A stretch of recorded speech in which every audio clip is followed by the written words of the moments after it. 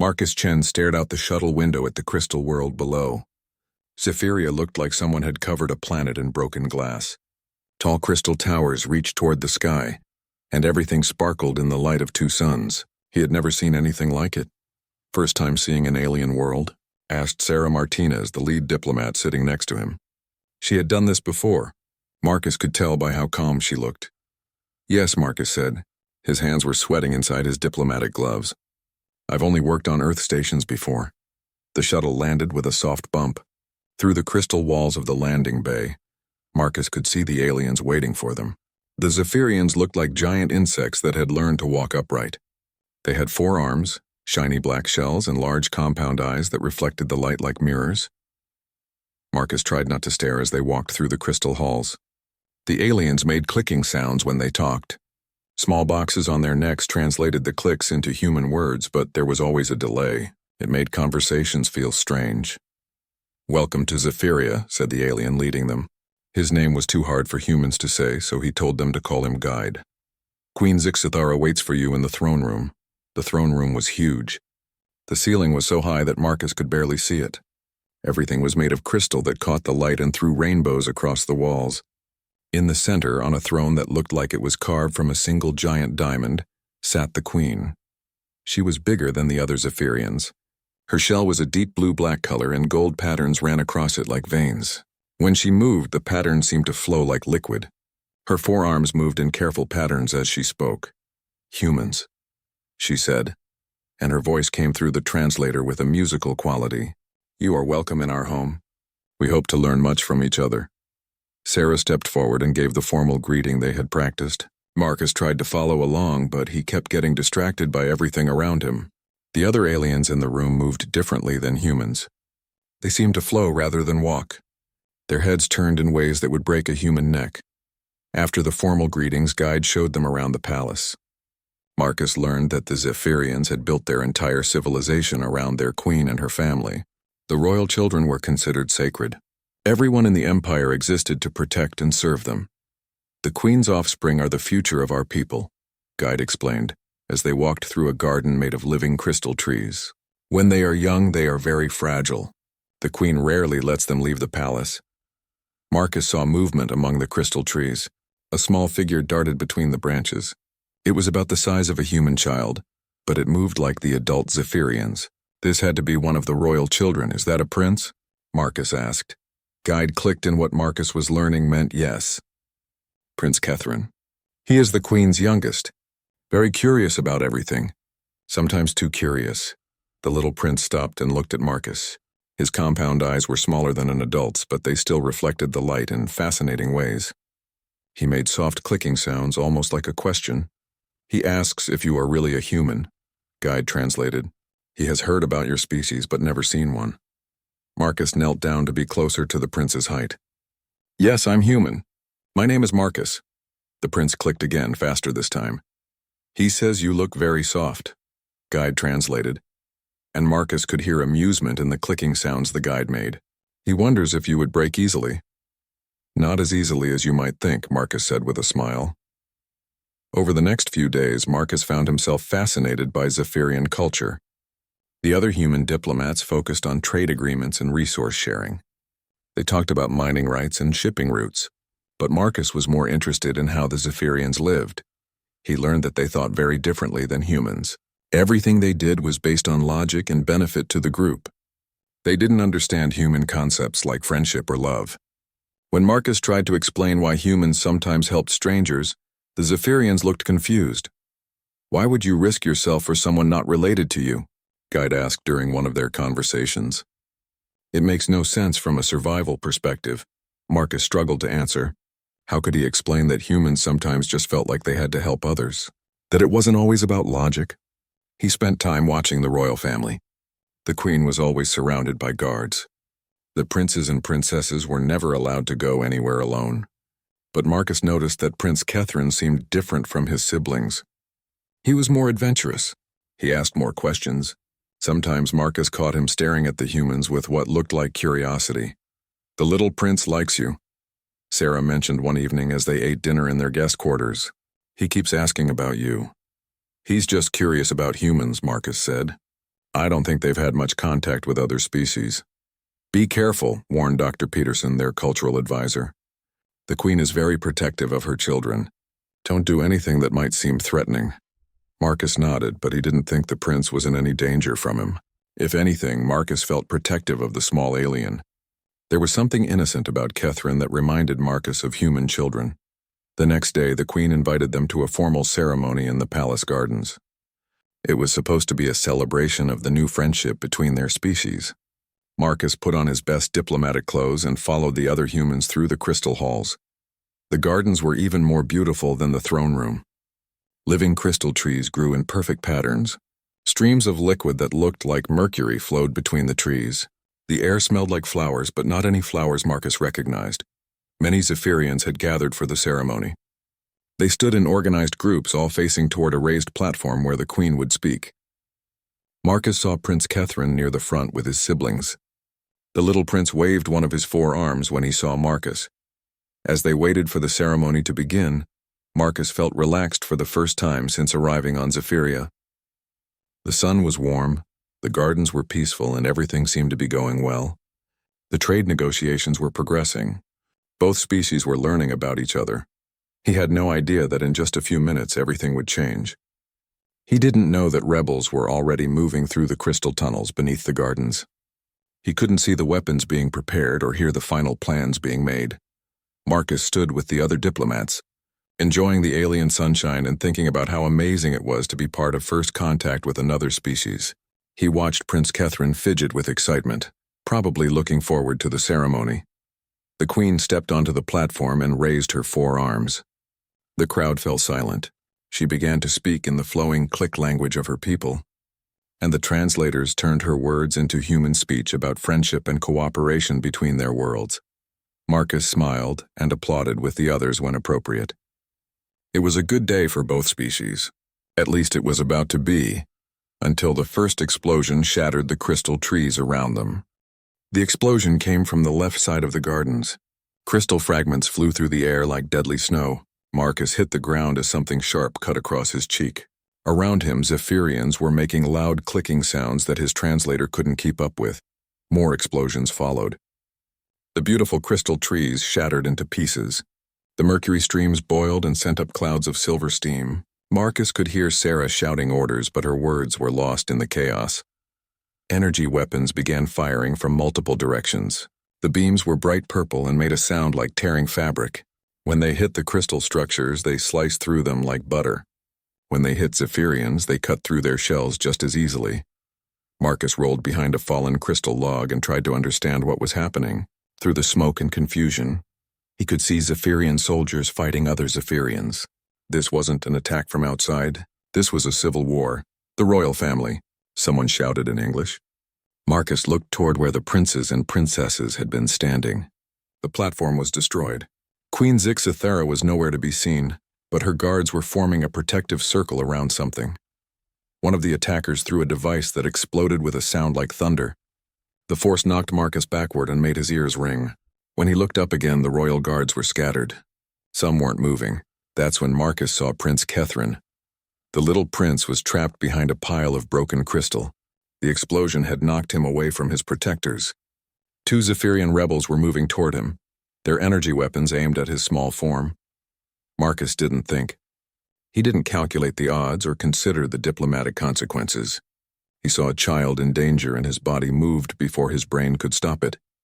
He pulled out his sidearm, a simple projectile weapon that seemed pathetic compared to the alien energy weapons around him. The diplomatic security team had basic weapons, nothing like what the rebels were carrying. But it was all he had. "Hey," Marcus shouted as he ran toward the prince. "Over here!" The rebels turned toward him. Their compound eyes reflected his image dozens of times. One of them said something in rapid clicks that sounded angry. They raised their weapons. Marcus dove and rolled, feeling the heat of energy beams pass over his head. The rebels were good shots, but they seemed surprised by his speed. Maybe they weren't used to fighting humans. He reached Prince Catherine just as another explosion rocked the gardens. The little prince was making high-pitched clicking sounds that didn't need translation. He was terrified. "It's okay," Marcus said, though he knew the prince probably couldn't understand him. "I've got you." The rebels were getting closer. Marcus could see more of them moving through the smoke. They wore black armor that looked different from the Royal Guard's gear. On their shells they had painted red symbols that looked like broken chains. Marcus tried to lift Prince Catherine to carry him to safety, but the little alien was heavier than he looked. His shell was already hardening as he grew, and fear had made him curl up into a defensive ball. The energy weapons fired again. This time Marcus could feel the heat on his back as the beams passed close. The rebels were almost on top of them. There was no time to run. Marcus looked around desperately. The crystal pile that had trapped the prince also formed a small shelter. It wasn't much, but it was better than being in the open. He pushed Catherine into the space between two large crystal chunks. "Stay down," Marcus said. He turned to face the rebels. There were 3 of them now. Their energy weapons were designed to kill Zephyrians quickly and cleanly. Marcus realized with a cold feeling in his stomach that they would work just as well on humans. He raised his projectile weapon and fired. The bullet struck one rebel in the shoulder, spinning him around. The alien made a sound like breaking glass and dropped his weapon. Marcus felt a moment of satisfaction before the other 2 opened fire. The first energy beam hit him in the left shoulder. It felt like being touched by lightning and molten metal at the same time. Marcus screamed and staggered, but he didn't fall. The beam had cut through his diplomatic armor like it wasn't there, but somehow he was still standing. The second beam grazed his ribs. The pain was incredible, but Marcus stayed on his feet. He fired his weapon again, but his aim was off. The bullet sparked off a rebel's shell without doing real damage. Behind him, Prince Catherine was making new sounds. Softer clicks that sounded almost like crying. Marcus could feel the little alien pressed against his legs, trusting him to keep the danger away. The rebels were confused. Their weapons should have killed the human instantly. Zephyrians had tough shells, but even they rarely survived direct hits from energy weapons. This soft-looking alien should have been dead twice over. What the rebels didn't understand was that humans were built differently. Their weapons were designed to penetrate Zephyrian shells and disrupt their nervous systems. But human bones were solid, human muscles were dense, and human nervous systems could keep working even when badly damaged. Marcus was hurt, but he was far from dead.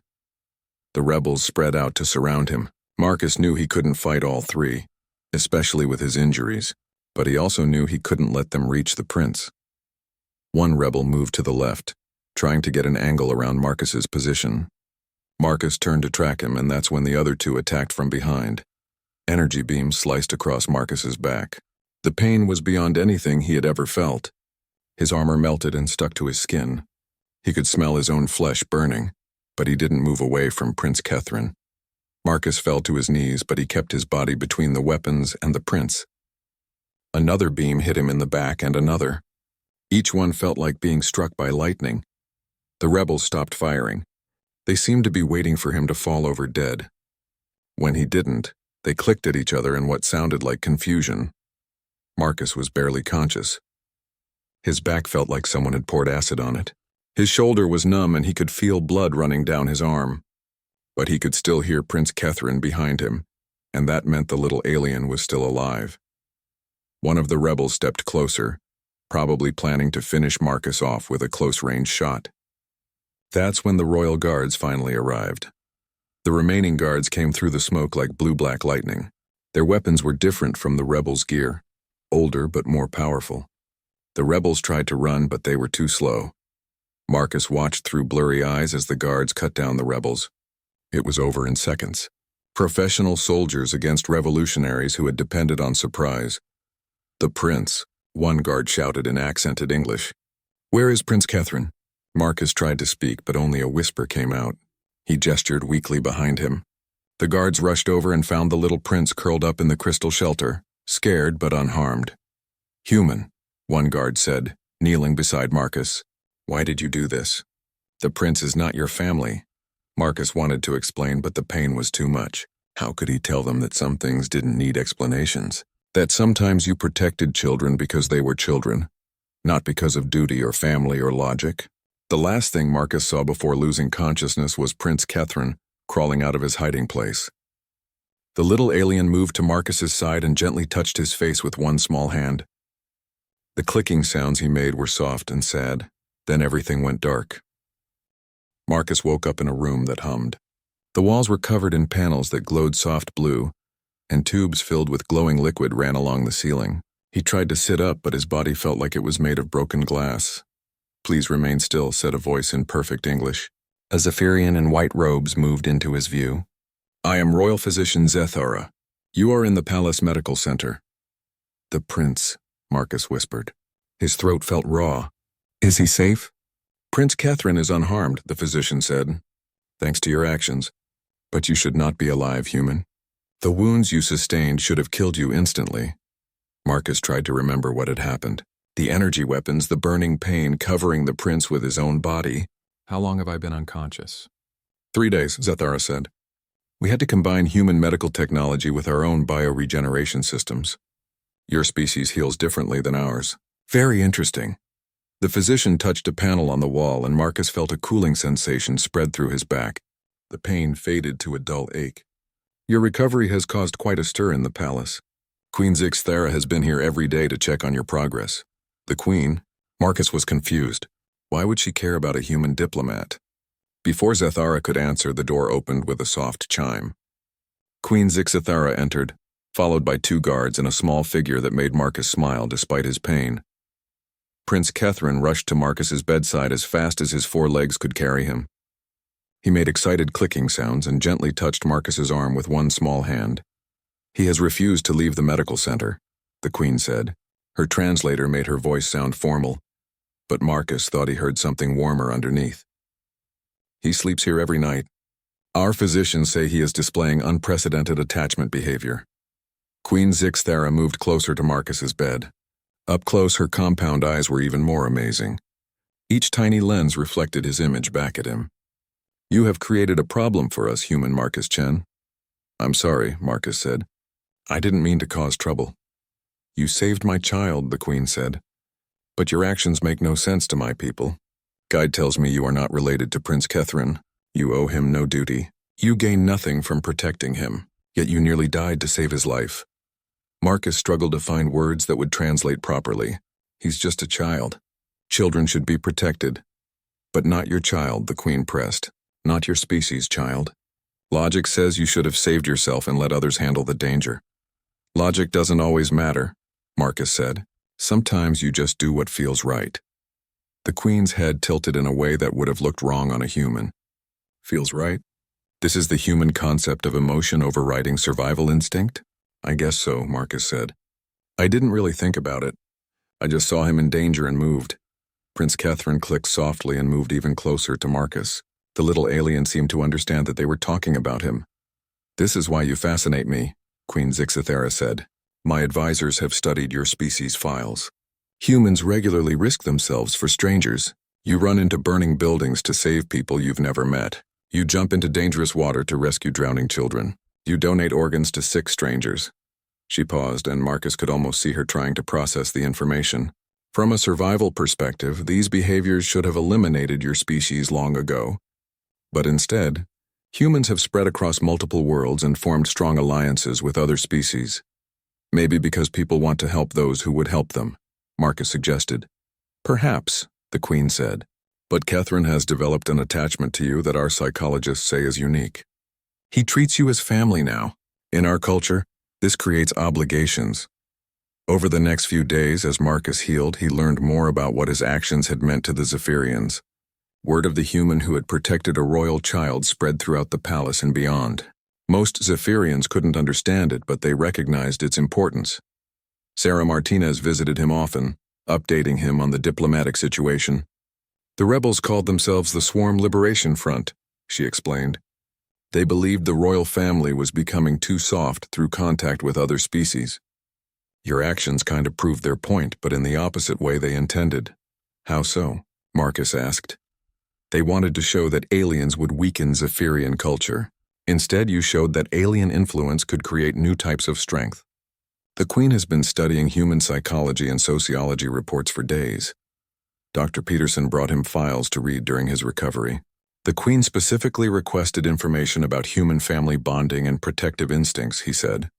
"She's trying to understand how your actions fit into human behavioral patterns." But the most frequent visitor was Prince Catherine. The little alien spent hours by Marcus's bedside, sometimes just sitting quietly. sometimes making soft clicking sounds that sounded almost like humming. The medical staff said he was displaying behavior they had never seen before in royal offspring. "He's forming a family bond with you," physician Zathara explained. "In our species, such bonds are usually only formed with genetic relatives or formally adopted clutchmates. What you did has confused his developing social instincts. Is that bad for him?" Marcus asked, worried. "We don't know," Zathara admitted. "This has never happened before. But he seems happy and healthy, so we believe it is positive." One evening, as Marcus was feeling well enough to sit up and eat solid food, Queen Zathara came to visit alone.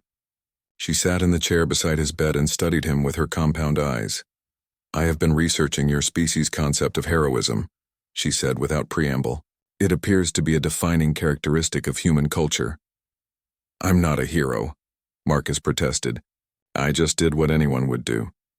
"But that is exactly what makes you remarkable," the Queen said. "In your mind, protecting a child is what anyone would do. But no Zephyrian would have done what you did. No member of any other species we know would have done it either." She leaned forward slightly. "You humans have a saying. It takes a village to raise a child. But you extend this beyond your own village, beyond your own species. You see all children as worthy of protection." Marcus thought about this. "Don't you protect children who aren't yours?" "We protect children who serve a purpose in our social structure," the Queen said. "Royal children, children of important families, children who carry valuable genetic material. But a random child with no connection to us? No, we would not risk ourselves for such a being." She stood and moved to the window, looking out at the crystal gardens where the attack had taken place. Repair crews had cleared away most of the damage, but some areas were still being rebuilt. "This creates a problem," she said. "According to our laws, anyone who saves a royal child from death becomes bound to our family through life debt. They become shell guards, protectors of the royal line, but this law was written assuming only Zephyrians could earn such honor." Marcus felt a chill despite the warm air in the medical room. "What does that mean?" The Queen turned back to him, and he could see her reflection multiplied in her compound eyes. "It means, human Marcus Chen, that tomorrow I must make a decision that will change both our people's understanding of what family means." That night, as Marcus lay in his healing bed with Prince Catherine curled up sleeping in a chair nearby, he wondered what the Queen's decision would be. He thought about his life on Earth, his career in the diplomatic service, his small apartment that he had expected to return to after this mission. He looked at the sleeping prince and felt that same protective instinct that had driven him to act during the attack. Whatever came next, he knew he would face it the same way he had faced those energy weapons, by doing what felt right, regardless of the logic. The throne room had been rebuilt since the attack, but now it was different. More guards stood at every entrance and new security scanners hummed quietly in the walls. Marcus walked slowly between two royal guards, still feeling weak from his injuries but strong enough to attend what the Queen called a matter of highest importance. Every important Zephyrian in the Empire seemed to be present. The High Council members stood in their formal positions, their shells polished to mirror brightness. Government officials, military commanders, and noble families filled the crystal galleries that surrounded the throne. Marcus had never seen so many Zephyrians in one place. The human diplomatic team sat in a special section near the front. Sarah Martinez looked nervous, and Dr. Peterson kept checking his cultural notes. They had tried to prepare Marcus for what might happen, but no one really knew what the Queen planned to announce. Prince Catherine stood with his siblings near the throne, but Marcus could see him looking around, searching for something. When their eyes met, the little prince made a happy clicking sound and waved one small hand. Queen Zathara rose from her crystal throne. The enormous room fell silent except for the gentle humming of the bioluminescent panels in the walls. When she spoke, her voice carried clearly to every corner of the vast space. "Citizens of the Zephyrian Empire," she began, "we gather today to address a situation that has never occurred in our recorded history. A being from another world has earned a life debt from the royal family." Murmurs rippled through the crowd. Marcus could hear clicking sounds from all directions as Zephyrians discussed this unprecedented situation. 5 days ago, the Queen continued, rebels attacked a royal ceremony.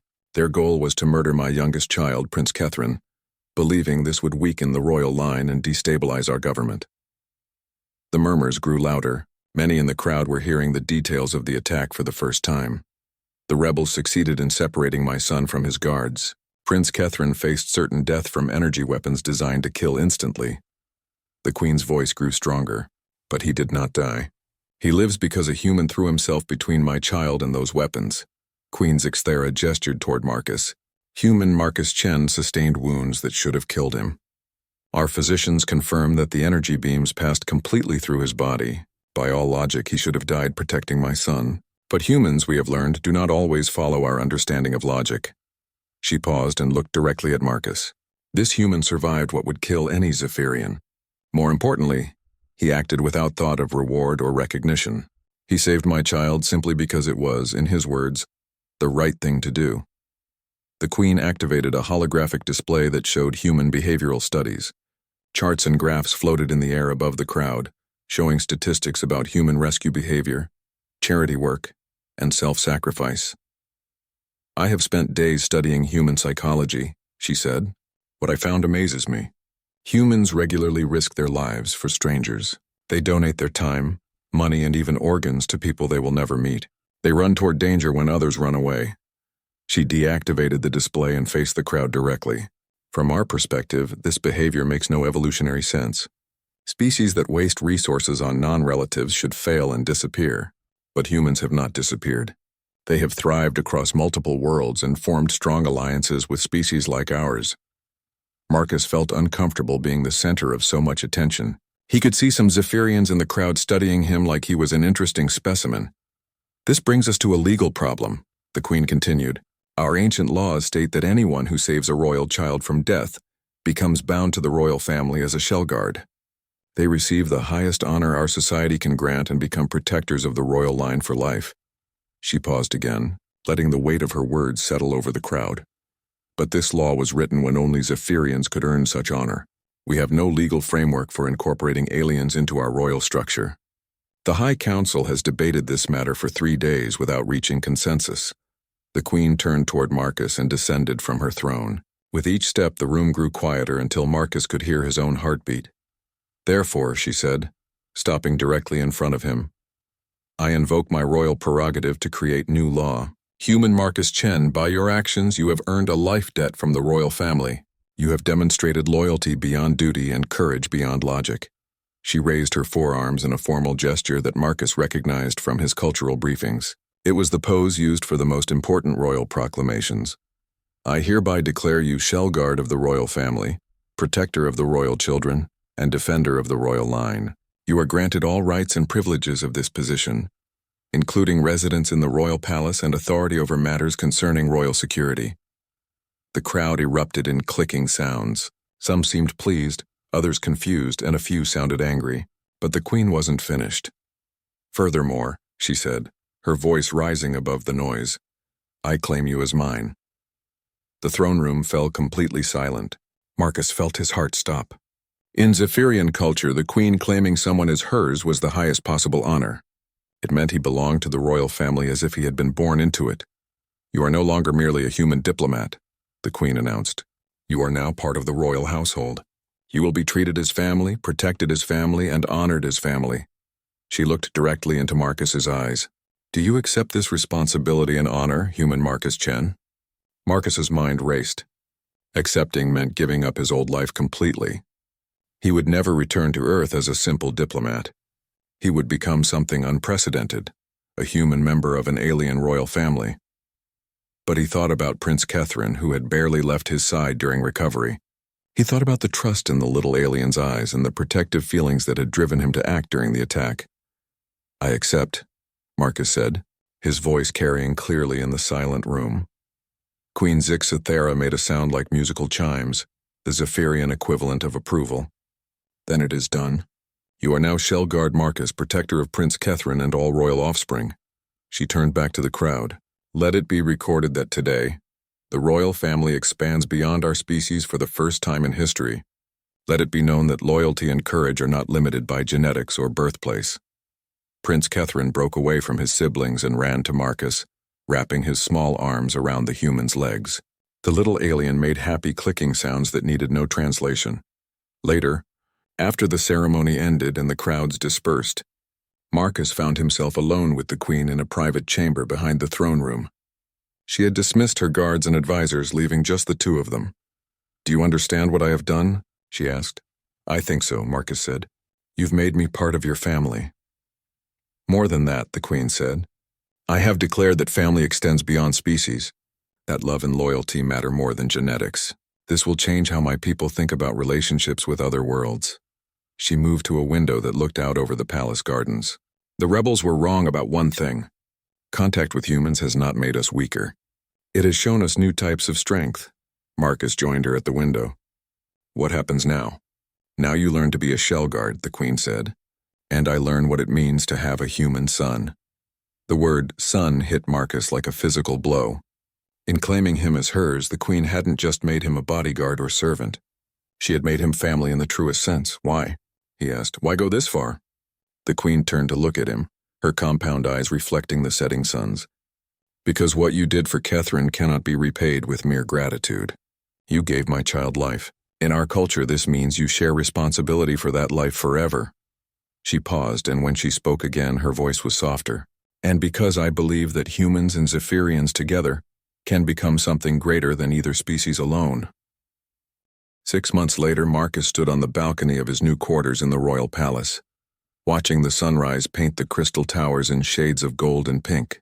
His rooms were larger than his entire apartment back on Earth, with walls that could change color based on his mood and furniture that adjusted itself to human proportions. But the most important change wasn't in where he lived. It was in who he had become. "Guard Marcus," Prince Catherine's voice called from the doorway. The little alien had grown noticeably in the past months, his shell darkening and his legs getting stronger. But his excitement when he saw Marcus never changed. "Good morning, Catherine," Marcus said, using the informal version of the prince's name that he was now allowed to use. "Ready for your lessons?" The prince clicked happily and bounded over to Marcus's side. Learning to be a shell guard had meant learning about Zephyrian education, culture, and development. Marcus now spent his days helping to teach and protect all the royal children. But Catherine remained his special responsibility. They walked through the palace halls together, past gardens where human and Zephyrian children played together for the first time in history. The Queen had started an exchange program, bringing young humans to the palace to learn alongside her offspring. The results surprised everyone. Human children adapted quickly to Zephyrian games and customs.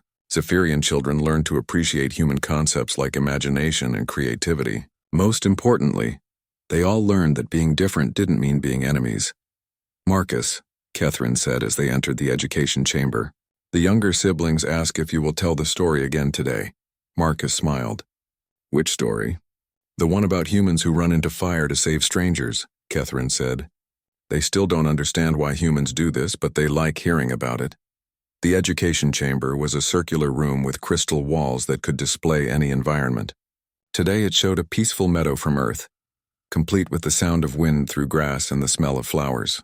Several young Zephyrians and 3 human children sat in a circle, waiting for their mixed species lesson to begin. Marcus had become something unique in the galaxy, a cultural bridge between species. His formal title was Shell Guard, but his real job was helping both humans and Zephyrians understand each other. The Queen had been right when she said that together.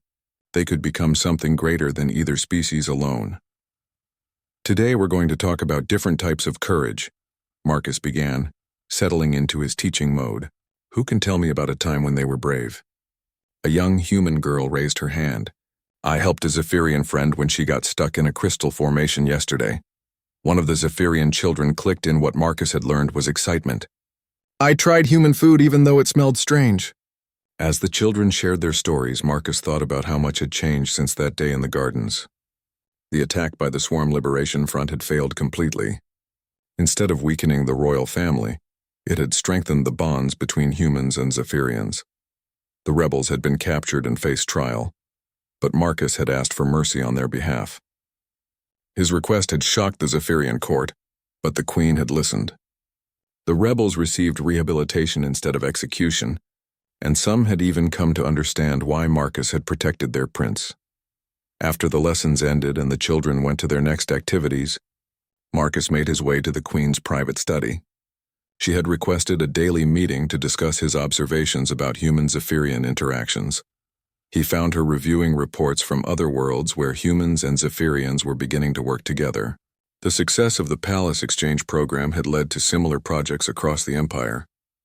"Good morning, Mother," Marcus said, using the title that had taken him months to feel comfortable with.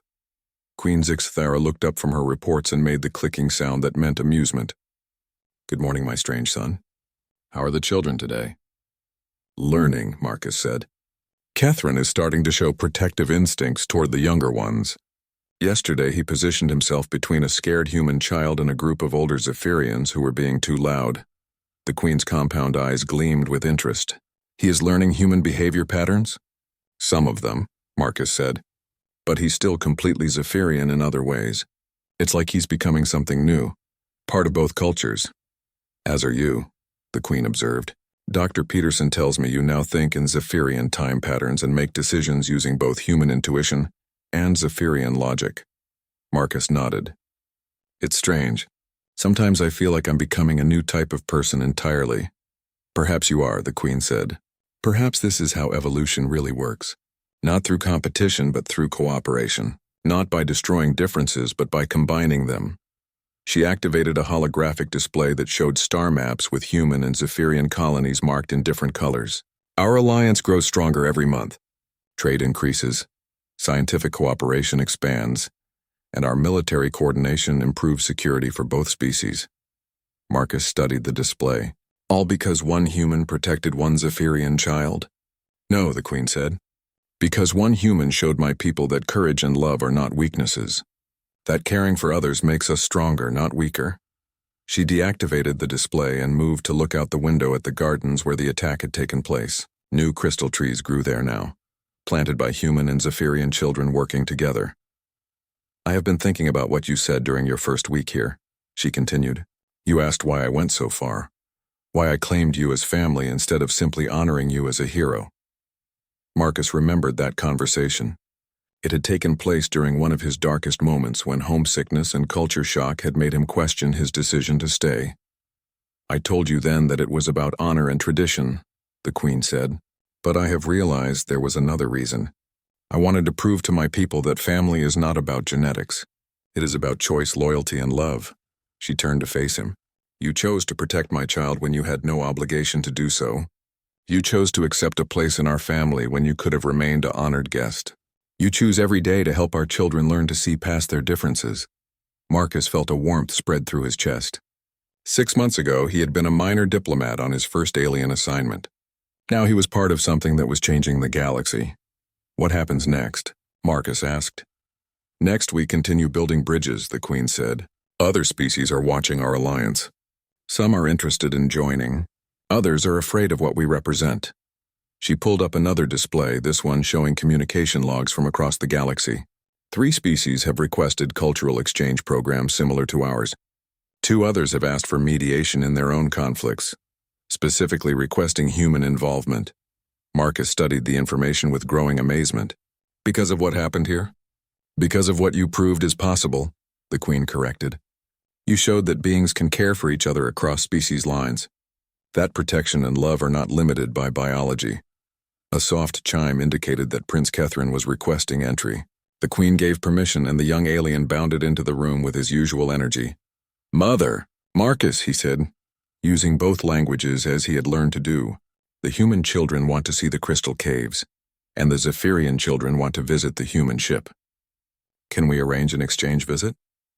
Marcus and the Queen looked at each other and smiled, or in her case made the clicking sound that served the same purpose. "Yes," the Queen said. "I think that would be an excellent idea." As they planned the children's exchange visit, Marcus realized that he no longer thought about his old life on Earth with sadness. He had found something here that he never could have imagined. A family that extended across species lines, a purpose that involved shaping the future of multiple worlds, and the knowledge that sometimes the most important moments in history begin with simple acts of courage. Prince Catherine moved to stand between Marcus and his mother, just as he did in all their family meetings.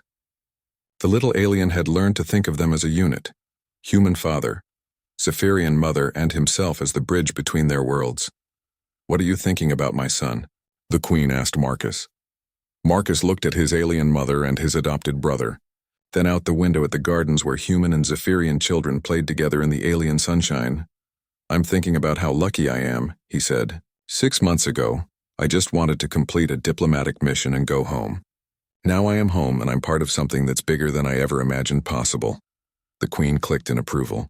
"And I am thinking about how fortunate we were that humans came to our world. You have taught us that there are different types of strength, and that the greatest strength comes from protecting those who cannot protect themselves." Prince Catherine made a happy sound and hugged both of them with his 4 arms.